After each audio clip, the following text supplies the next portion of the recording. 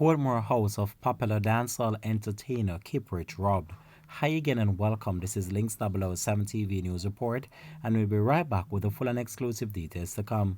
Welcome to Links 007 TV News Report, providing you with the best in local and international news updates. This is a place where you can get the most reliable and informative news information. Links 007 TV News Report. Welcome back and thanks for joining us. This is Links 007 TV News Report.